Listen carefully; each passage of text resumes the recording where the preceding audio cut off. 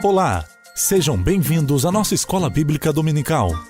Para um melhor aproveitamento deste estudo, nós encorajamos você a ter uma Bíblia em mãos, assim como papel e caneta para anotações.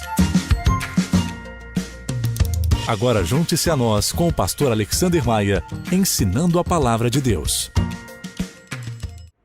Olá pessoal, que bom podermos estar juntos mais uma vez esta semana. Obrigado por sua companhia. Sejam bem-vindos à nossa Escola Bíblica. Estamos estudando a segunda parte do livro do Apocalipse, que você deve lembrar é uma releitura do drama que revela o conflito universal de Satanás e suas forças contra Deus e o seu reino. Na aula anterior, estudamos as visões que mostraram aspectos sinistros do diabo e dos seus dois auxiliares, a besta que subiu da terra e a besta que subiu do mar, ou seja, o imperador Domiciano e os seus falsos profetas, a concília romana, que institucionalizou uma falsa religião para que todos o adorassem como Deus.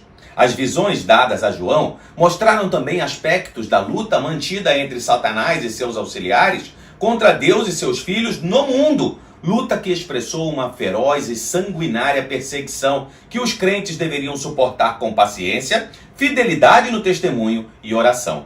Um quadro muito desolador. Exatamente por isso, antes de prosseguir na apresentação das manifestações da ira e da justiça de Deus, que trariam ainda mais sofrimentos aos homens, o Senhor Jesus fez uma pausa nas revelações para oferecer ao seu povo visões de encorajamento. Elas falam do cordeiro e da foice, armas da retidão que Deus impunha para se opor às forças do mal. São 7 visões que fizeram e ainda fazem saltar de alegria os corações abatidos e atribulados dos servos de Deus, que vivem sob dura perseguição. Vamos lá? Abra sua Bíblia e acompanhe a leitura do texto. Apocalipse, capítulo 14, verso 1.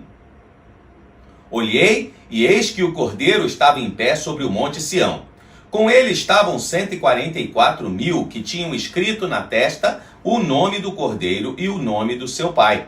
Ouvi uma voz do céu como o som de muitas águas, como o som de um forte trovão. A voz que ouvi era como de arpistas quando tocam as suas harpas. Entoavam um cântico novo diante do trono, diante dos 4 seres viventes e dos 4 anciãos. E ninguém podia aprender o cântico, senão os 144.000 que foram comprados da terra. Estes são os que não se macularam com mulheres, porque são virgens. Eles seguem o Cordeiro por onde quer que ele vá.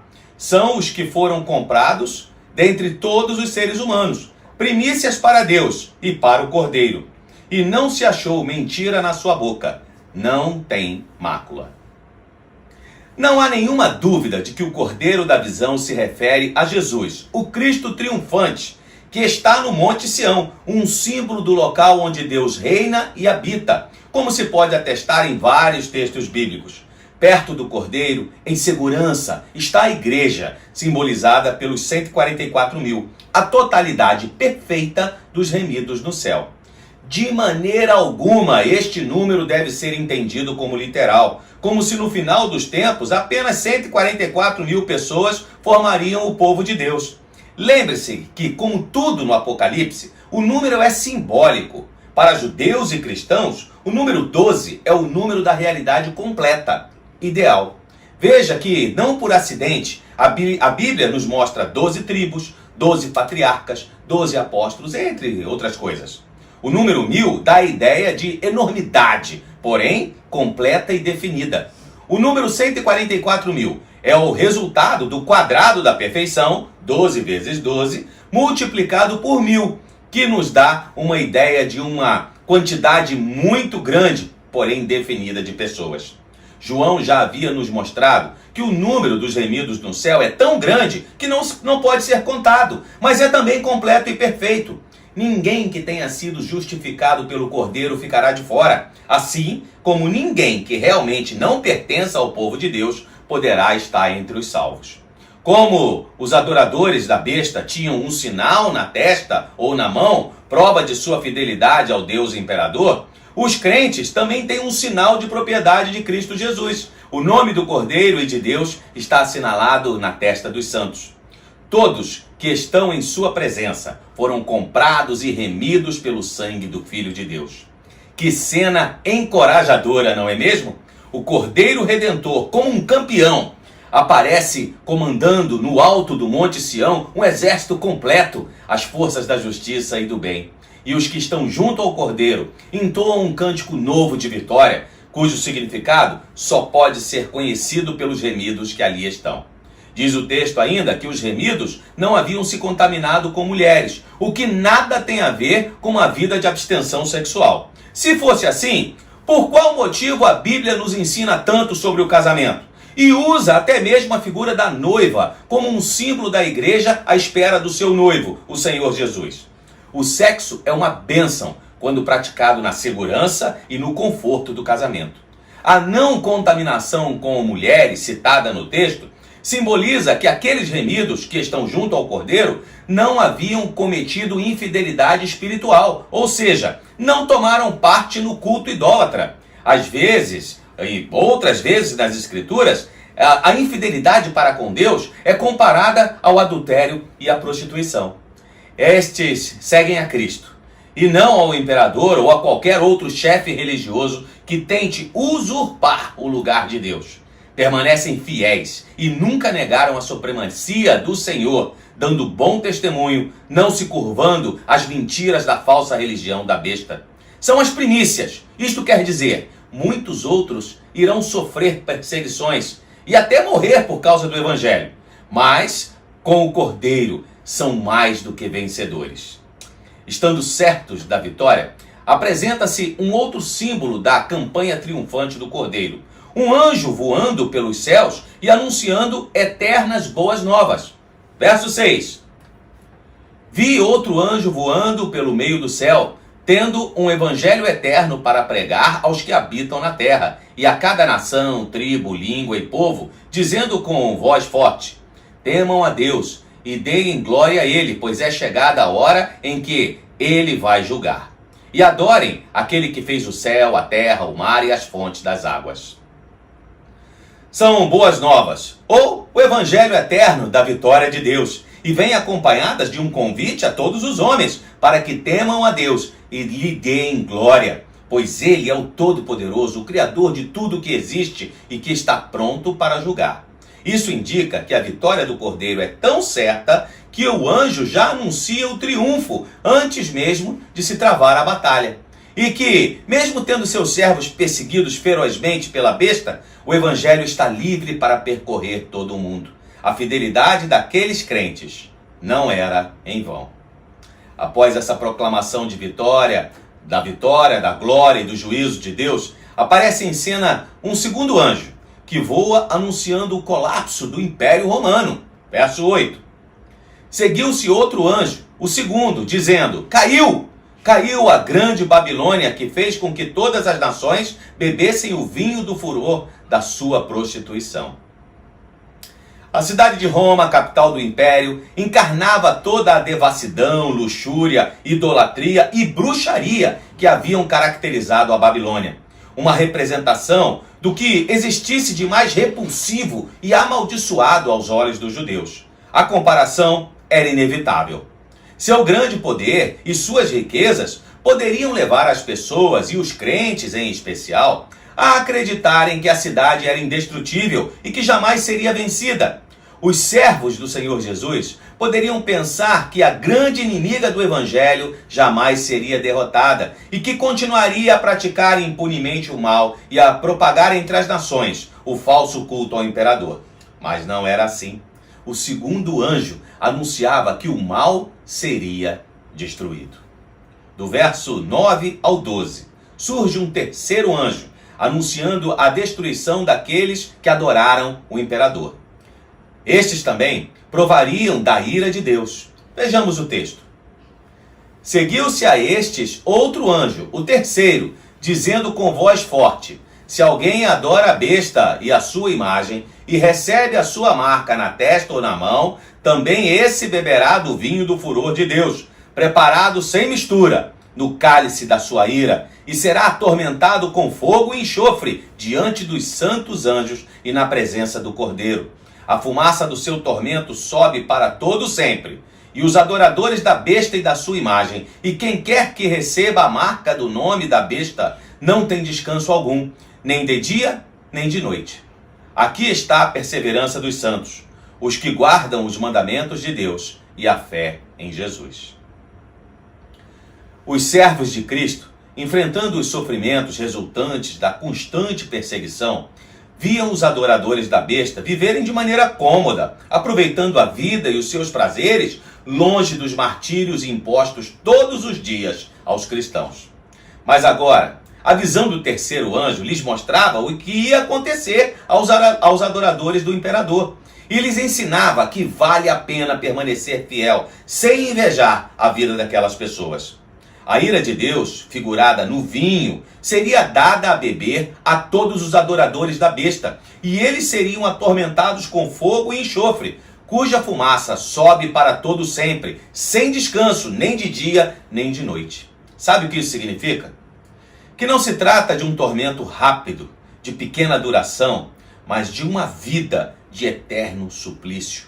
É de fato um castigo muito terrível, quando comparado àquele infligido aos mártires, que em alguns minutos morriam nas fogueiras, mas logo estavam nos braços do Senhor na eternidade. Nisto consiste a perseverança ou a paciência dos santos, como em algumas versões da palavra de Deus. Não vale a pena invejar os ímpios e a sua maneira de viver, renunciando o evangelho da fé. Sabe, pessoal, esse pessoal que anda por aí aproveitando os prazeres da vida, lícitos e ilícitos, como se não houvesse amanhã, sem nenhuma preocupação com a existência de Deus, o seu plano de resgate e redenção do homem, pois é, não devemos invejá-los. Ler as Escrituras, o Apocalipse em especial, nos revela o final da história. Então, gente, eu espero que você tenha participado do culto que prestamos ao Senhor nesse último domingo. O pastor Carlos pregou sobre o maior dos mandamentos: amar a Deus sobre todas as coisas e ao próximo como a nós mesmos. E em meio a muitas coisas importantes, ele fez uma menção à igreja, aos cristãos e esse tempo de pandemia que vivemos, que eu acho tem tudo a ver com esta aplicação que estamos fazendo deste versículo. É fato que muitas pessoas que poderiam estar presentes em nossos cultos, que estão acontecendo aos domingos pela manhã e à noite, bem como às quartas-feiras, desistiram de fazê-lo. Por causa da pandemia, descobriram que existem outras coisas que podem ser feitas aos domingos, aproveitando a vida e a companhia da família e dos amigos. Não tem mais tempo para vir à igreja e apresentar o seu culto a Deus. E pior, enganam-se dizendo que são parte do grupo de risco, mas não perdem festas, entre outras atividades. O que está acontecendo, pessoal? Eu quero te convidar a refletir um pouco sobre isso. Ninguém aqui está falando de salvação, ok? Salvação não tem nada a ver com vir à igreja, mas tem tudo a ver com amar a Deus e dar a Ele o primeiro lugar em nossas vidas. Se Jesus não está assentado no trono do seu coração, governando a sua vida, outra pessoa está. Lembra a passagem de Jesus à igreja de Éfeso, que estudamos aqui no Apocalipse? Ele disse assim: eu conheço você e as suas obras, sei que você está fazendo um monte de coisas, que não tolera os maus e que perseverou nas provações, mas tenho contra você uma coisa: você abandonou o seu primeiro amor. Lembre-se, pois, de onde você caiu, arrependa-se e volte às práticas das primeiras obras. Então, vamos rever as nossas prioridades? Seguindo adiante, João nos apresenta mais uma cena para consolar o coração dos servos de Deus que estavam para morrer por causa da sua fidelidade ao Evangelho e que também haviam perdido entes queridos pelo mesmo motivo. Ele ouve uma voz do céu. Verso 13. Então ouvi uma voz do céu dizendo: escreva, bem-aventurados os mortos que desde agora morrem no Senhor. Sim, diz o Espírito, para que descansem das suas fadigas, pois as suas obras os acompanham. Trata-se de uma afirmação de Deus e não do apóstolo. Não era uma voz qualquer. Esta voz estava investida de uma autoridade divina e traz uma bem-aventurança não pronunciada sobre todos os que morrem, mas sobre os cristãos que morrem. As obras dos servos de Jesus os acompanharão na eternidade. São ações praticadas em nome de Jesus, bem como todos os atos decorrentes da fé. Elas servirão de galardão ou recompensas para os crentes. Além disso, os que morrem no Senhor descansarão de seus sofrimentos e fadiga, enquanto aqueles que escolheram viver suas vidas longe de Deus serão atormentados eternamente. Acho que era mais ou menos a mesma ideia que Paulo tinha quando escreve aos Romanos, e diz assim: porque para mim tenho por certo que os sofrimentos desse tempo presente não podem ser comparados com a glória que há de ser revelada em nós.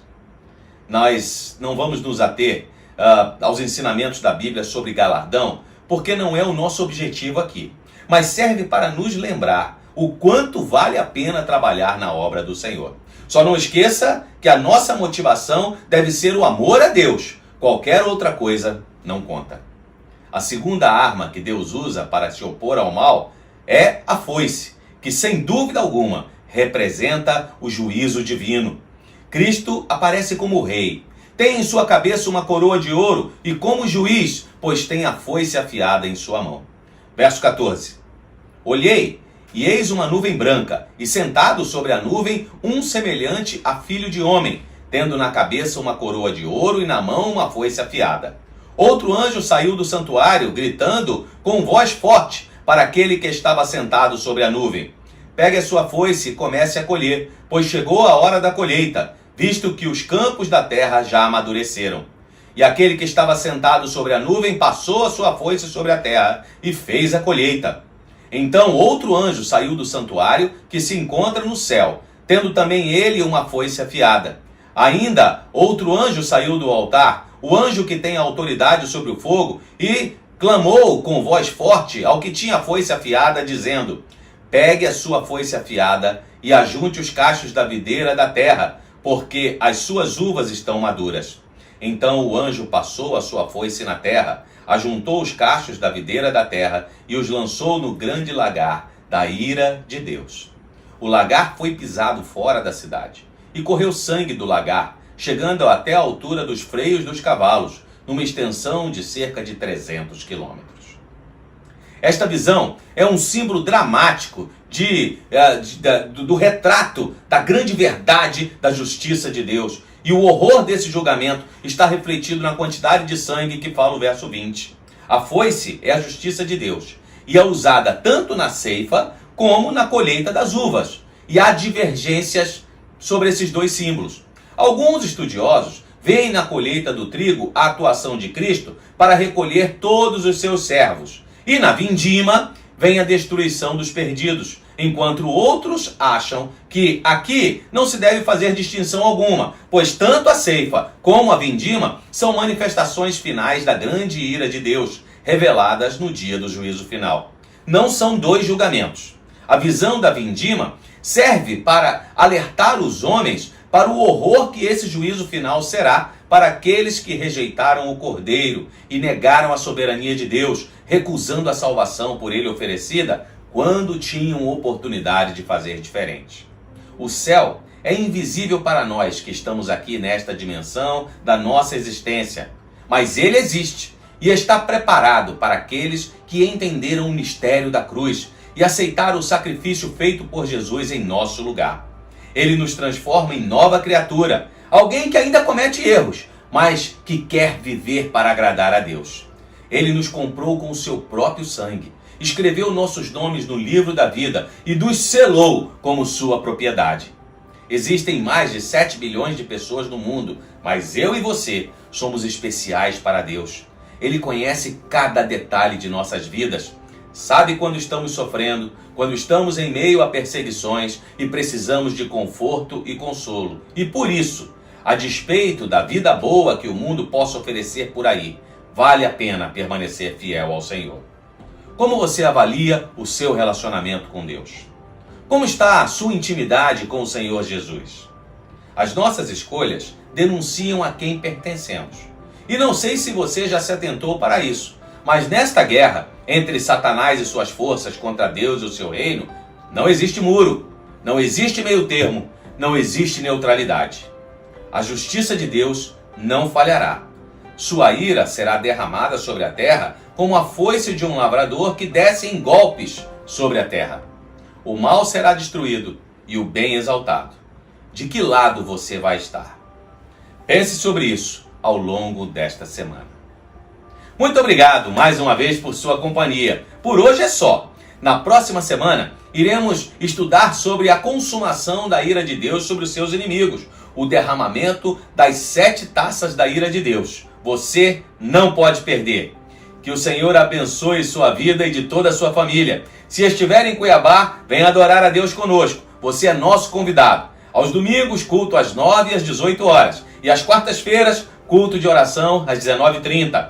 Não esqueça de fazer sua inscrição no site. Obedecemos rigorosamente às ordens das autoridades quanto ao número de pessoas em cada culto. Afinal, nós queremos te ver na igreja, mas com toda a segurança sanitária que esse momento existe, ok? Que a graça e a paz do nosso Senhor e Salvador Jesus Cristo seja com todos. Um grande abraço, pessoal. Até a próxima.